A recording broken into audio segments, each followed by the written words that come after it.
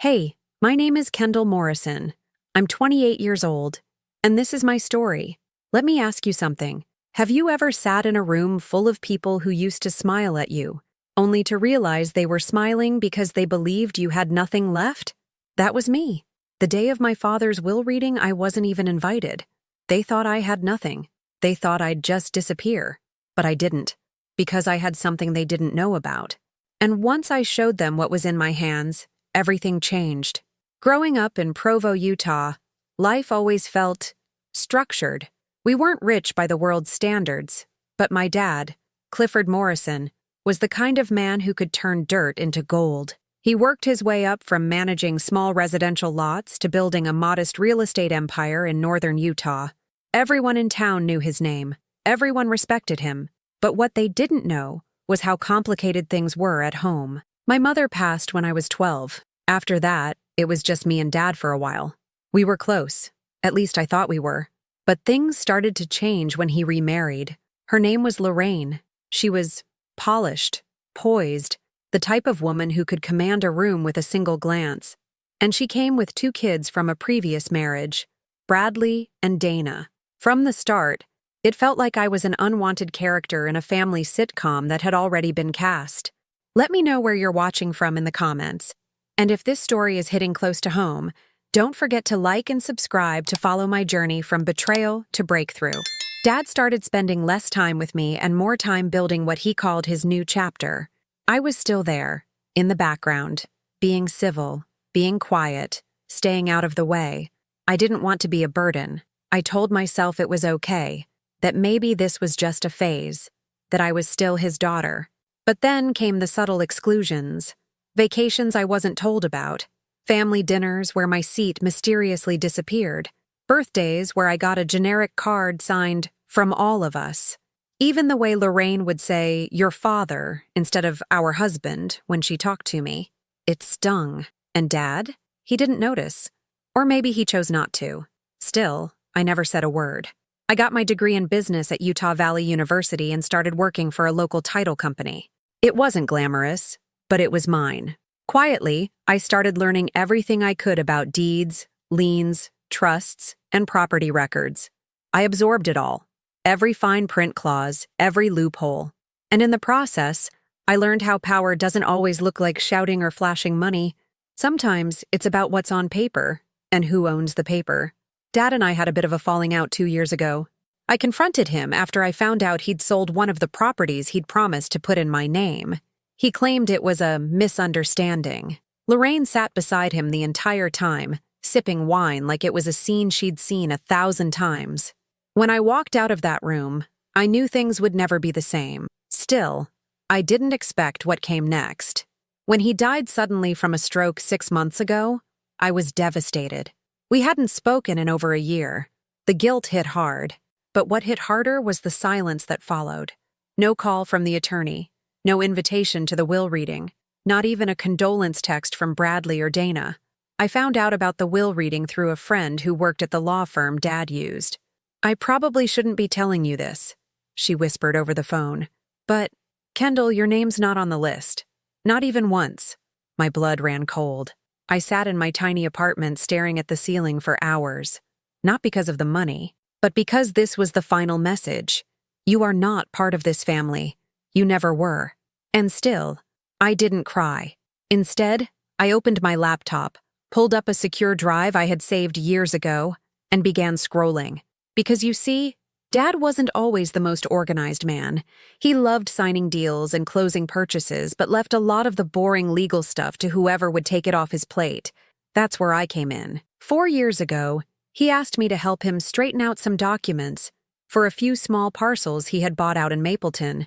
He wanted to subdivide, build rentals, flip a few, nothing major, but the paperwork was all over the place. I spent weeks cleaning it up for him, and in return, he had me listed as joint owner on 6 of the deeds, probably assuming he'd clean it all up later. But he never did, and he never removed my name.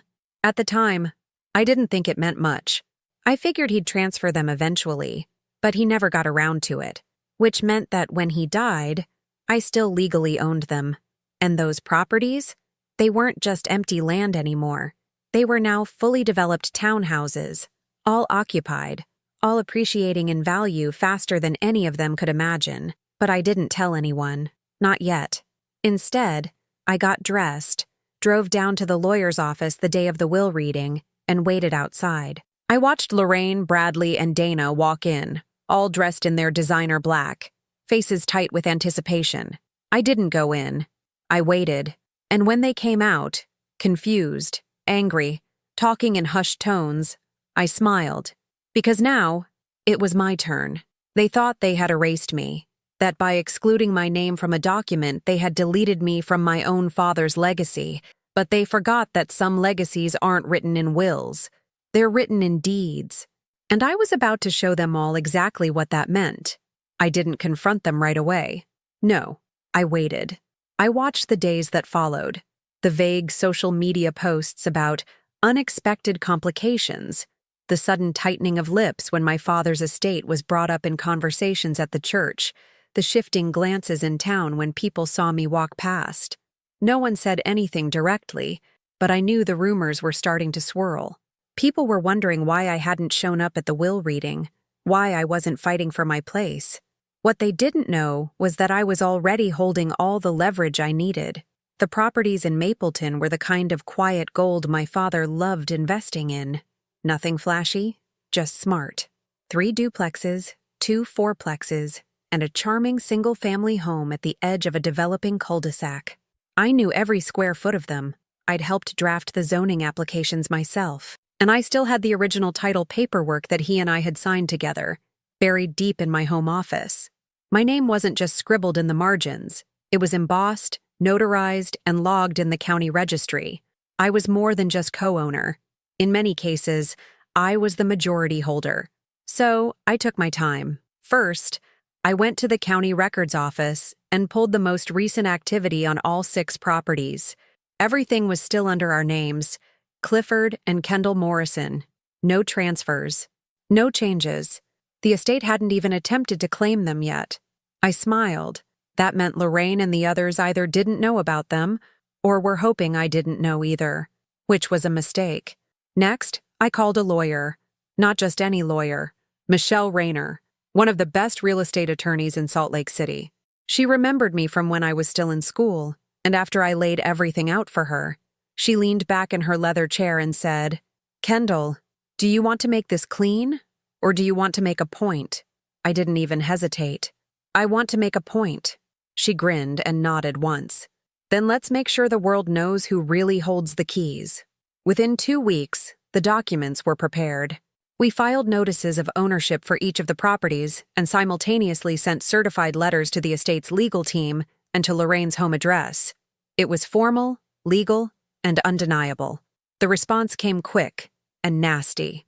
Their lawyer accused me of manipulating my father in his final years, said I forged signatures, said it was unthinkable that Clifford Morrison would leave his own daughter out of his will, yet gift her over $2.5 million in property holdings. I didn't respond. Michelle did. She sent over a packet that included time-stamped recordings of emails from my father, photos of us reviewing plans together on the Mapleton site, and even a handwritten note he'd left in one of the property binders saying, "Let Kendall take care of this. She knows what she's doing." It wasn't just proof. It was storytelling, the kind of proof that shuts down doubt before it opens its mouth. Still, the Morrisons weren't done.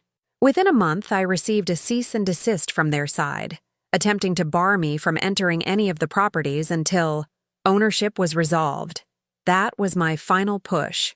I got in my car, drove out to the first duplex on Cottonwood Drive, and knocked on the front door of Unit A. A young couple opened the door, and I introduced myself. "Hi, I'm Kendall Morrison. You're renting from my father's trust, correct?" They nodded, cautious. "Well," I smiled, "that's going to change. I'm your new landlord." I handed them a copy of the deed, my name highlighted in bold. "I just wanted to let you know that everything stays the same for now. No rent hikes, no new rules. But if anyone from Lorraine Morrison's office contacts you, please redirect them to my attorney." They looked relieved, and confused, and a little impressed. I did that same thing at all 6 properties. Not because I needed to, but because I wanted it to spread. I wanted Bradley and Dana to hear it secondhand, from tenants and neighbors and property managers. I wanted them to feel the shift, the power slipping out of their hands. And it worked. 3 days later, I received a visit. It was Dana. She showed up at my office unannounced, sunglasses on, lips pursed tight like she'd bitten into something sour. She didn't sit, just stood at the edge of my desk, arms crossed. "I just want to know what it's going to take," she said flatly. "To do what?" I asked without looking up from my screen. "To make this go away. We both know Dad didn't mean for you to have all that. He just forgot. If you're trying to prove something, fine. You did. So, what do you want?" I finally looked up. "You think this is about money?" She shrugged. "Isn't it always?" I stood slowly, walked around the desk and stood just close enough for her to feel it. "No, this is about truth. About how you all pretended I didn't exist for 10 years. About how you watched my father drift away from me and said nothing. About how you didn't even bother to invite me to his funeral." She opened her mouth to speak, but I cut her off. "You don't get to bargain now. You don't get to clean this up. These properties are mine. I earned them. I protected them. And you, none of you, have any right to them. So no, Dana, there's nothing I want from you." She stared at me for a long moment, then turned and walked out. I sat back down, my heart pounding, not from fear or rage, but from the clarity of it all. For years, I had bent backward trying to be included, trying to belong. But now I realized I never needed their approval. I only needed my name on the deed. That night, I went to the old family home one last time. It had been months since I drove up that winding driveway in East Provo. The porch light was on. Lorraine's SUV sat in the driveway like a silent sentinel. I didn't go inside. I didn't knock. I just walked to the mailbox, pulled out a thick envelope, and slid it into the slot.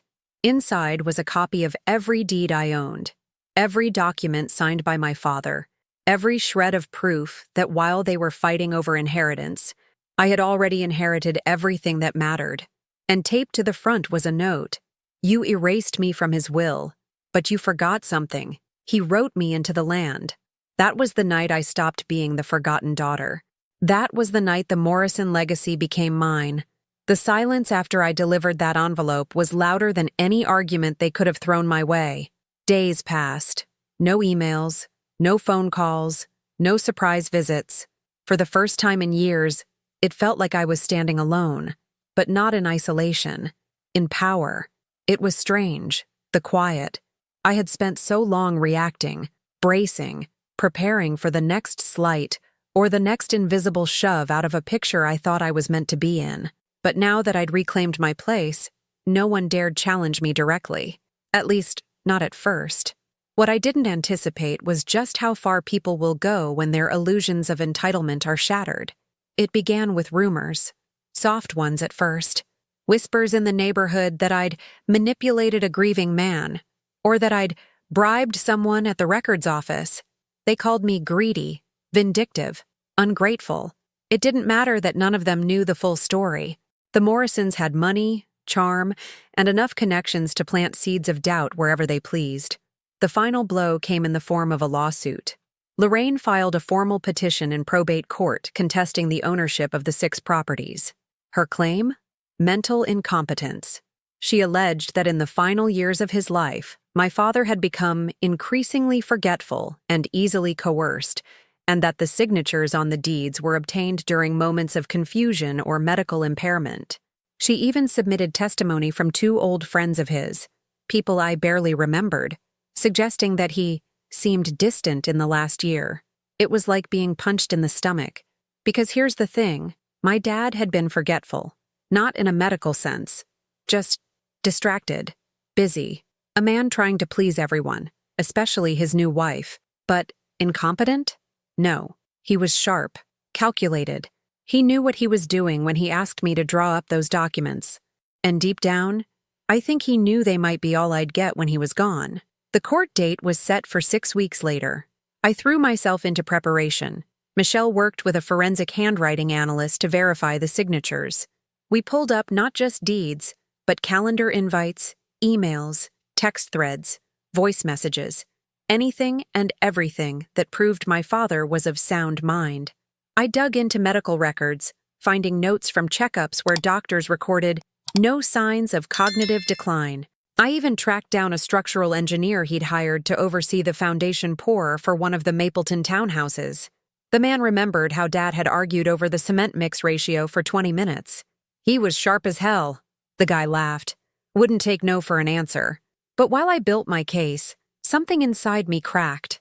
Late at night, alone in my apartment, I found myself revisiting old photos I hadn't touched in years. Birthday parties when it was just me and Dad.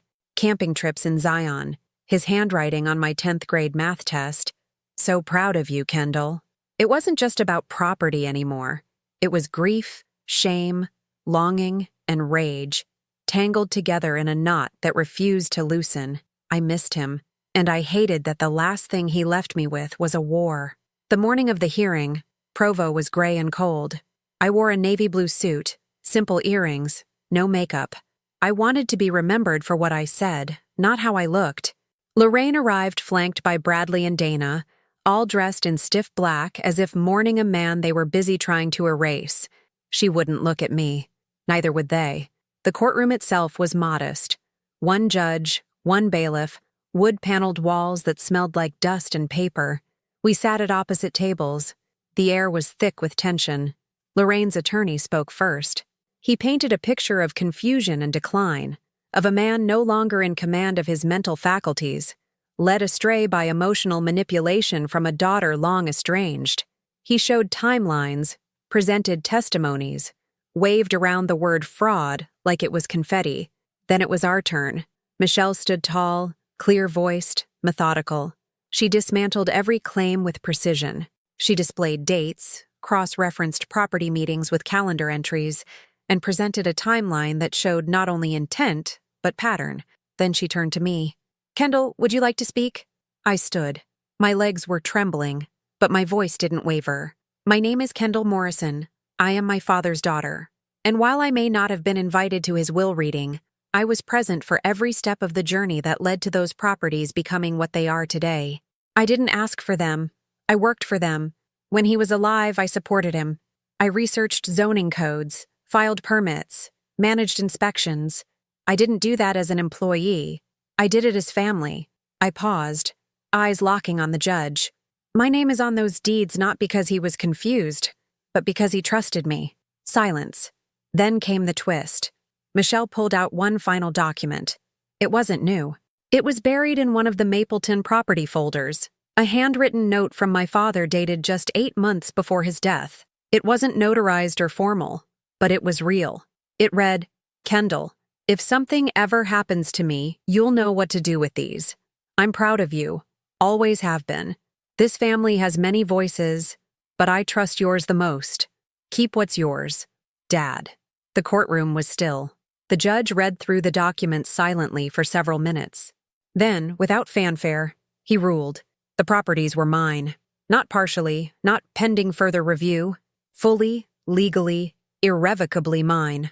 Lorraine's mouth dropped open. Dana stared ahead, blinking in disbelief. Bradley shook his head like the floor had just vanished under him. But I didn't smile. I didn't gloat. I just breathed. Outside the courtroom, the cold air hit my face like a cleansing wave. Michelle hugged me once, tight and fast, then left me alone on the courthouse steps. I stood there for a long time, watching traffic pass by on Center Street, listening to the hum of the city that had raised me and nearly erased me. I had won, but it didn't feel like victory. Not really. It felt like justice, like truth finding its voice again. And yet, something still pulled at me. An ache I couldn't explain. A whisper that maybe the real wound hadn't been what they tried to take, but what I never really had in the first place. For a few weeks after the court ruling, things were quiet again. I expected some kind of backlash, some last-ditch effort from Lorraine or her lawyer to overturn the decision, or at least drag things out with an appeal. But nothing came. Not a single filing, not a single word. I suppose once the judge had spoken and the deed was done, they finally understood that there was nothing more they could twist in their favor.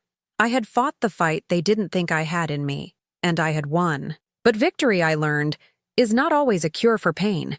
There's a strange numbness that settles in after you've spent months in battle mode, your entire body braced for impact, your mind constantly preparing counter-arguments. Once it's over, your body doesn't know how to stop bracing. You wake up expecting a new threat and instead find silence. You check your phone expecting bad news and find nothing but promotional emails and weather alerts. It's like your nervous system forgets how to exist in peace. That's what happened to me. I would lie in bed staring at the ceiling long after sunrise, not because I was tired, but because I didn't know what to do with myself now that I didn't have to fight. I had the properties. The tenants respected me. The rent was coming in steadily. I could finally afford a better apartment, a new car, even vacations. But I didn't want any of those things. What I wanted was something no legal win could offer, peace inside my own skin. So I started going back to Mapleton, not just for inspections or business meetings, but to actually be there. I'd park in front of one of the duplexes, sip coffee in my car, and watch the neighborhood move. Kids rode bikes. Couples walked dogs. People watered lawns and waved at each other like it was the most normal thing in the world. And for a few minutes each time, I imagined what it might have been like if Dad and I had done this together. If he were still alive. If he had seen me as more than just a name on a file folder. One afternoon, I went to the small single-family home at the edge of the cul-de-sac, the quietest one of the 6. I had the keys, of course, but I'd never actually stepped inside since the renovations. Something about it felt too personal, too close. But that day, I unlocked the door and walked in. The space was modest. Hardwood floors, clean beige walls, sun filtering through soft white curtains someone had hung. It smelled like lemon cleaner and faint traces of pine. I walked slowly, trailing my fingers along the hallway, imagining Dad's voice echoing through the space, pointing out where to add shelving or which light fixture he wanted to swap out. I reached the back bedroom and paused. The window faced a large sycamore tree. The leaves rustled like whispers. Then I saw it. Tucked behind the closet door on a small built-in shelf was a box. Nothing fancy, just a cardboard container with tape that had started to curl at the edges. Curious, I pulled it out, sat on the floor, and opened the lid. Inside were blueprints. Old ones. Hand-marked copies of the very properties I now owned, with scribbles in Dad's handwriting. Ask Kendall to double-check, one note said beside a plumbing diagram. Let Kay decide the final layout. Read another. My throat tightened. He had trusted me more than I realized. Not just as a daughter, but as a partner. Underneath the papers was something else. A small photo album, one of those cheap plastic ones you find at dollar stores. I flipped it open. There we were. Me and Dad on the porch of our old house. Me holding up a paintbrush while he laughed, speckled in white primer. Another photo showed us eating burgers in a diner, his arm slung lazily over my shoulder, a look of pure joy on his face. And then a picture I didn't remember at all. Me asleep in the passenger seat of his truck, head tilted against the window, while he drove with one hand on the wheel, glancing at me with a quiet smile. I didn't cry. I just sat there, the album in my lap, the silence wrapping around me like a blanket. In that moment, something shifted. I had spent so long grieving what I didn't get from him that I forgot to honor what I did. It wasn't perfect, and it wasn't enough, but it was real. And maybe that's what healing looks like. Over the next few weeks, I started doing something unexpected. I began writing letters, not to Lorraine or the others, to Dad. Each night before bed, I'd sit down with a notebook and write him whatever came to mind. Some entries were angry, some were soft, some were full of questions I knew would never be answered. But every word was a thread pulling me back to a version of myself I had lost along the way. Eventually, those letters turned into something else.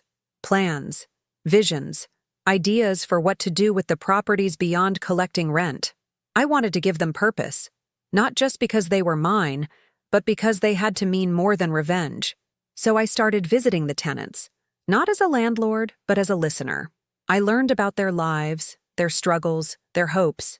One woman, a single mother named Tanya, told me how she'd almost been evicted from her previous home after missing one rent payment due to hospital bills. Now she worked 2 jobs just to make ends meet. Another tenant, an elderly man named Gerald, confessed that he hadn't seen his grandchildren in 3 years because they lived out of state and he was too proud to ask for help with travel costs. I started to feel something I hadn't felt in a long time. Connected. That's when the idea came to me. I didn't want to sell the properties. I didn't want to raise rent or flip anything. I wanted to turn them into more than just a passive investment.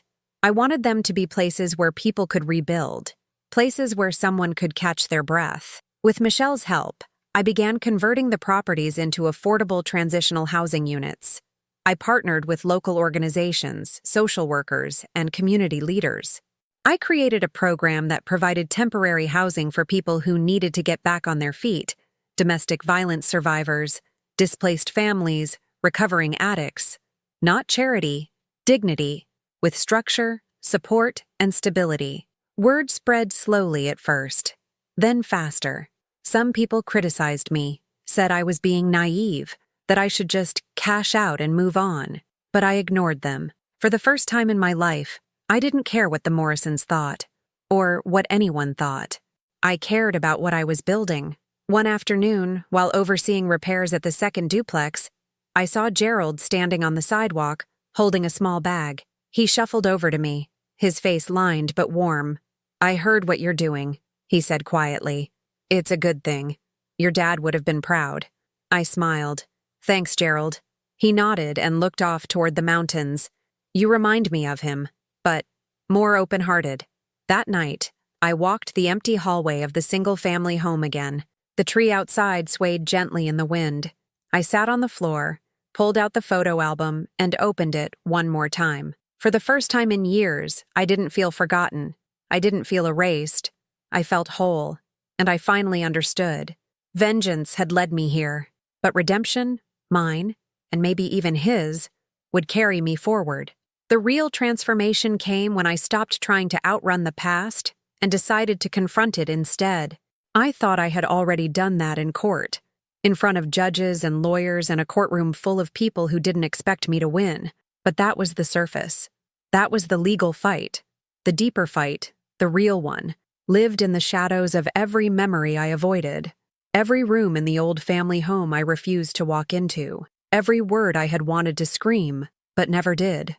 That battle came to a head on the day Lorraine showed up at my office. I hadn't seen her since the hearing. I had assumed, maybe even hoped, that she would never come around again, that the loss had been enough to send her crawling back into her gated comfort, far away from the girl she and her children had tried to erase. But people like Lorraine don't disappear. They recalculate. It was a Wednesday afternoon, and I had just finished reviewing contractor quotes for a roof replacement when my assistant buzzed me. "There's a woman here to see you." She says, "It's personal." I don't know what I expected to see when I opened the door, but it wasn't this. Lorraine looked smaller. Not physically. She still wore her tailored blazer and pearl earrings like armor, but something in her eyes had dimmed. Or maybe it was the fact that she didn't walk in like she owned the room. "Kendall," she said softly, almost as if testing whether I'd slammed the door in her face. "I'm busy," I replied, standing firm in the doorway. "I won't take long. Please. Just let me say what I came to say." Something in her voice made me pause. So I stepped aside and let her in. She didn't sit, just hovered in the center of the room, glancing at the walls, at the shelves, at the framed map of the Mapleton properties I had hung behind my desk. I watched her eyes stop on a picture of my father. It was one I'd printed recently, him smiling in front of the second duplex, holding blueprints, sun in his hair. "I didn't know that photo existed," she whispered. I didn't answer. She turned to face me. "I wanted to say I'm sorry for all of it." I blinked. "Now?" "I know it's late," she said quickly. "Too late, probably, but I thought about everything that happened. Everything I said and didn't say. I was cruel. I let my insecurities become orders.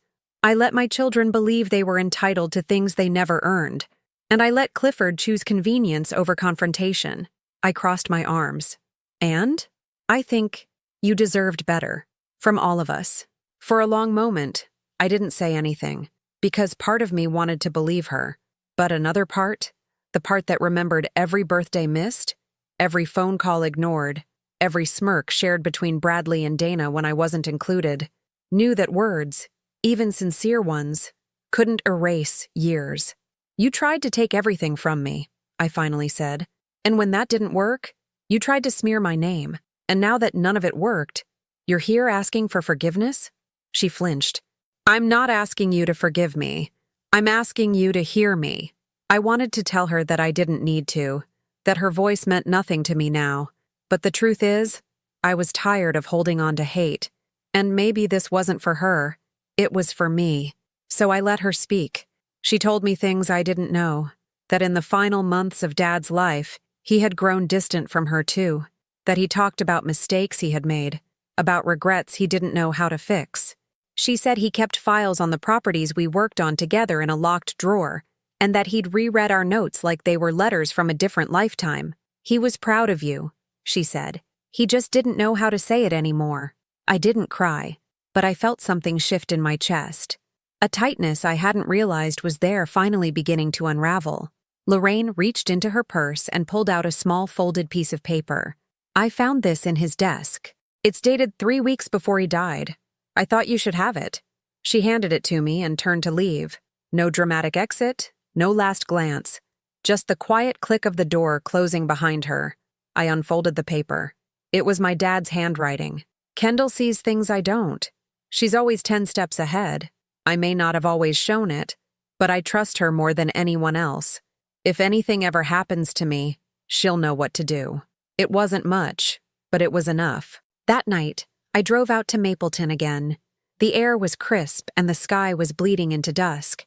I parked outside the single-family home, the one I had come to think of as the heart of all this. I unlocked the door, walked inside, and stood in the center of the living room. Then I made a decision. The next morning, I called Michelle and asked her to help me draft a public statement. Nothing dramatic, just something simple and clear. I wanted to let the city know what I was doing with the properties and why. I wanted people to understand that this wasn't just about ownership. It was about legacy, about rewriting a name that had been tarnished by exclusion and entitlement. The statement went out on the city's community bulletin board, local newspapers, and online forums.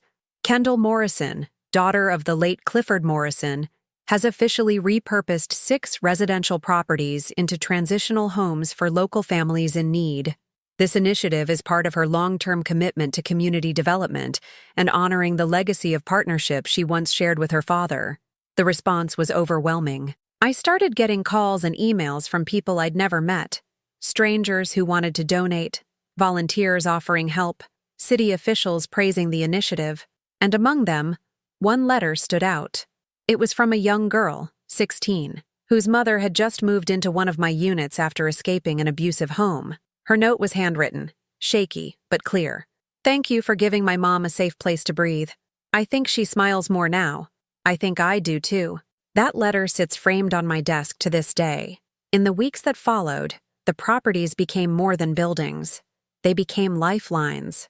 I held workshops for residents, budgeting, job interviews, childcare resources. I hired a small team, mostly made up of people who had once lived in those homes. I watched a community rise from the ashes of betrayal, and still, I carried that piece of paper from my father in my wallet, folded, worn, but never forgotten. One evening, I stood outside the third fourplex as the sun dipped below the mountains, casting everything in a soft golden hue. Children laughed nearby.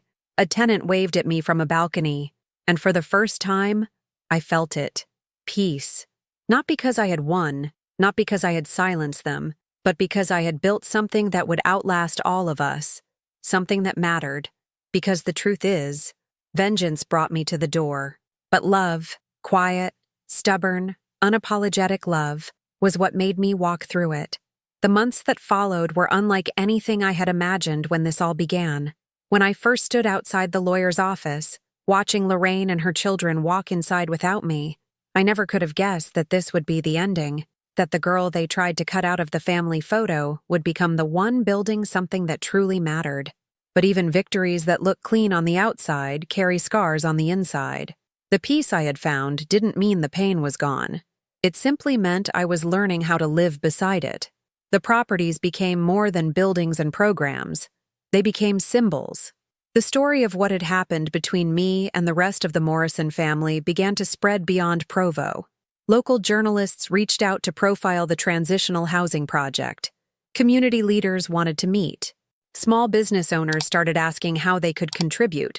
What began as my personal reclamation evolved into something far more public, and I found myself stepping into a role I never expected: leadership. But with visibility came scrutiny. Not everyone liked the way I had risen. I received anonymous letters accusing me of exploiting my father's name. One message in particular stayed with me. It was typed on a plain white sheet of paper and slid under the office door one morning. "You didn't build this. You just took what wasn't yours. A thief in the shape of a daughter." I read it once, then again, and again. Then I burned it, because I had spent too long living in the shadows of other people's opinions. Too long wondering if I was worthy of what I had built. I wasn't a thief. I was the only one who stayed when it would have been easier to walk away. I was the only one who showed up when Dad asked for help, when he handed me blueprints with hands that trembled more from stress than age. And I was the only one who decided that what we built should mean something beyond dollars and deeds. Still, part of me knew that I wouldn't feel truly whole until I faced the final ghost. Bradley. I hadn't spoken to him since the courtroom. He hadn't sent a message, hadn't come to my office, hadn't made any attempt to contact me, but he hadn't disappeared either. Word around town was that he'd started trying to flip small houses out in Orem, borrowing money from friends of friends and barely making it through his first renovation project. I don't know why, but I found myself driving past one of those houses one afternoon. It was half-painted, the lawn overgrown, and a rusted trailer sat in the driveway full of scrap wood and broken promises. And he was there, sitting on the porch, staring at a cracked cell phone, looking every bit like someone who'd realized too late that the ground beneath him had never truly been his. I didn't plan to stop, but I did. I parked down the street, took a breath, and walked toward the porch. He looked up, his face unreadable. Not angry, not sad, just tired. "You came to gloat?" he asked. "No," I said simply. "I came to tell you something." He raised an eyebrow, his voice dry. "Let me guess. You forgive me?" I shook my head. "I don't. Not yet." That surprised him. He straightened in his seat, squinting at me like he didn't understand the rules of this game anymore. "But I do want you to know that I'm done carrying the weight of what you did," I continued. "You, Dana, Lorraine, you took your shots. You tried to erase me, and for a while it worked. But I rebuilt, and I made something good out of it. Something real." He said nothing. I looked around at the property, the peeling siding, the pile of unopened roofing shingles stacked near the steps. "You know, if you ever get serious about these projects," I said, "you should talk to someone who actually knows what they're doing. Someone who's done it the hard way." He scoffed. "You offering me help now?" "No," I said. "I'm offering you a choice." He didn't respond. I didn't expect him to. I turned and walked back to my car, feeling both heavier and lighter at the same time. That was the last time I saw him. The seasons turned. Winter gave way to spring, and with it came a sense of renewal. The properties flourished. The program expanded. I hired 2 new staff members, both former residents, and began drafting plans for an additional location in Spanish Fork. My days were full, my nights were peaceful, and for the first time since my father's death, I felt like I was breathing with my whole chest. Then one morning, a letter arrived at the office. No return address. Just my name in neat handwriting. Inside was a single sheet. "I was wrong. He did love you. I just didn't want to see it." It was unsigned, but I recognized the handwriting. Dana. And somehow, that meant more than any apology she could have delivered in person, because it wasn't for show. It wasn't performative. It was just truth, quietly handed off like a peace offering in the form of ink and paper. I folded the letter, placed it in the same drawer where I kept my father's handwritten note, and closed it with a calm I hadn't known I was searching for.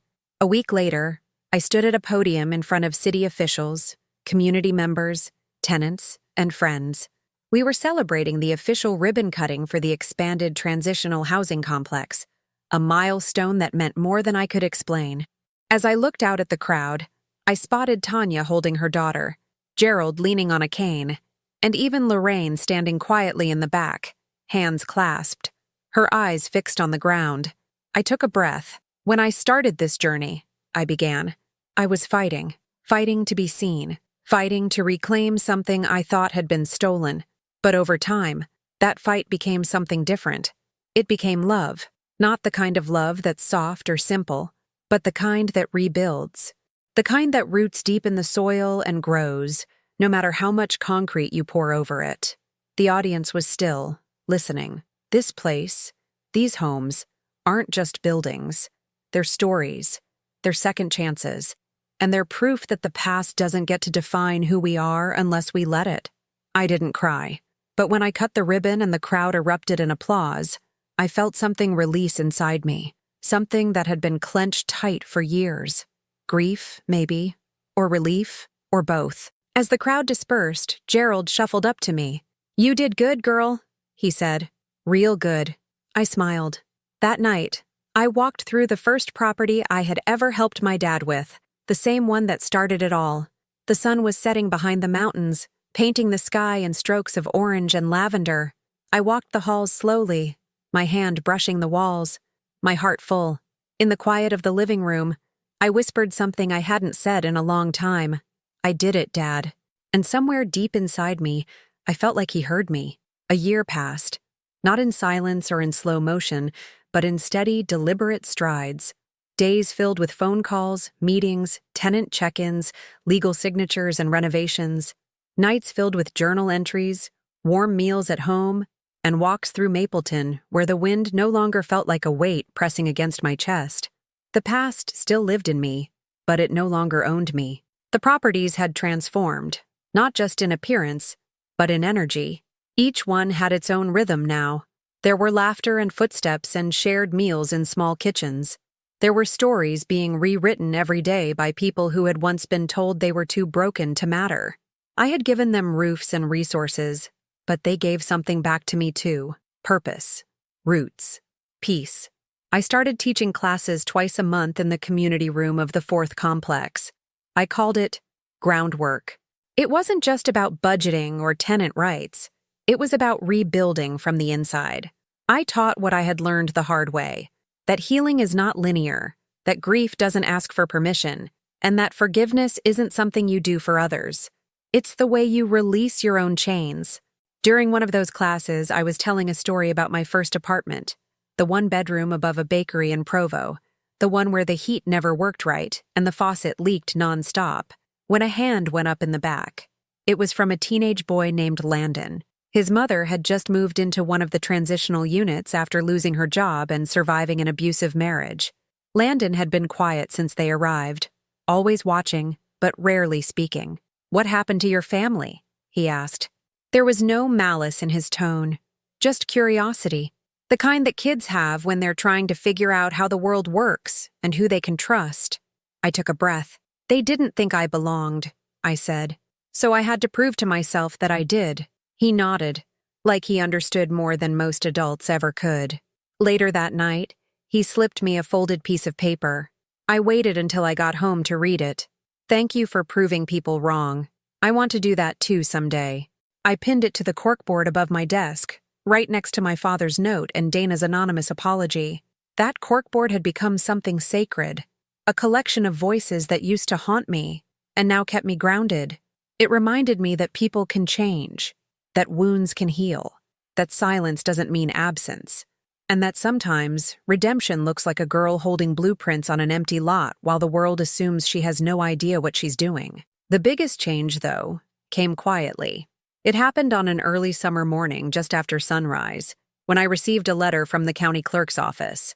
It was confirmation that the paperwork for the Kendall Morrison Foundation had officially been processed and recorded. I had named it after myself, not out of ego, but out of truth, because for the first time, I was no longer living in someone else's shadow. I wasn't Clifford Morrison's daughter. I wasn't the one who got left out of the will. I was just me, and I had built something that would last. The foundation wasn't about money. It was about structure. It gave legitimacy to what I'd already been doing. offering housing and job training, creating community programs, providing legal support for those in vulnerable situations. It allowed me to apply for grants, to partner with city agencies, to grow, and it gave me an idea. That fall, I hosted the first annual Morrison Legacy Dinner. I rented out a small community center on the edge of downtown Provo, invited every tenant, every donor, every volunteer, and anyone who had ever played a role, big or small, in what we were building. There were no tuxedos or tablecloths, no speeches full of buzzwords, just folding chairs, paper plates, local food, and a microphone that passed from hand to hand as people stood up and shared their stories. Landon read a poem he had written. Gerald sang an old country song from memory. Tanya stood up with her daughter and said, "We're still standing, and that's enough for tonight." And then, toward the end of the evening, Lorraine walked in. She didn't stay long. She stood at the back, quietly observing. When I noticed her, we locked eyes, and for a moment, there was something close to understanding between us. She didn't ask to speak. She just nodded once, then turned and left. It was enough. After the event, I stayed behind to help clean up. The air smelled like cinnamon and coffee, and the chairs made soft scraping sounds across the floor as people folded them up. I was stacking napkins when Landon walked over. "Is this what winning feels like?" he asked. I smiled. "No, this is what freedom feels like." He grinned, and I saw a spark in his eyes. The same spark I once carried when I stood in the shadows of people who underestimated me. It was the look of someone who had decided they were no longer going to shrink to make others comfortable. In the months that followed, life settled into a rhythm. We added 2 more properties to the foundation, one in Payson and one in Springville. I hired an education coordinator and began offering GED classes on site. The newsletter grew. Donations increased. We built a small garden beside the single-family home in Mapleton, and the tenants took turns caring for it. Tomatoes, cucumbers, rosemary and lavender, life bursting from the soil where silence once lived. I still visited my father's grave sometimes. I never told anyone when. I didn't bring flowers. I didn't cry. I just sat on the bench nearby and talked. Out loud, like I used to when we were driving in his truck with the windows down and country music on the radio. I told him about the programs, the tenants, the letters, the dinners, the wins and the losses. I told him I forgave him, not because he earned it, but because I deserved to give it. And sometimes, when the wind rustled the trees above his headstone just right, I imagined he was listening. The girl who was left out of the will had rewritten the ending. She turned silence into voice. She turned neglect into nurture. She turned a war over deeds into a foundation for redemption. Not everyone understood what I had done. Not everyone agreed with how I did it. But they didn't have to, because I hadn't done it for applause. I had done it for the girl who once sat outside a law office thinking she had been erased. Now, she had carved her name into the very ground they tried to deny her. This is my legacy, and I am not finished. Have you ever been pushed aside by the very people who were supposed to protect you? Tell me your story in the comments. If this journey resonated with you, don't forget to like and subscribe to hear more powerful stories of reclaiming identity and healing from betrayal. Share this video with someone who needs a reminder that they are stronger than the pain they've been through. Thank you for listening to my story. And remember, sometimes the most beautiful victories are born from the moments we felt the most forgotten.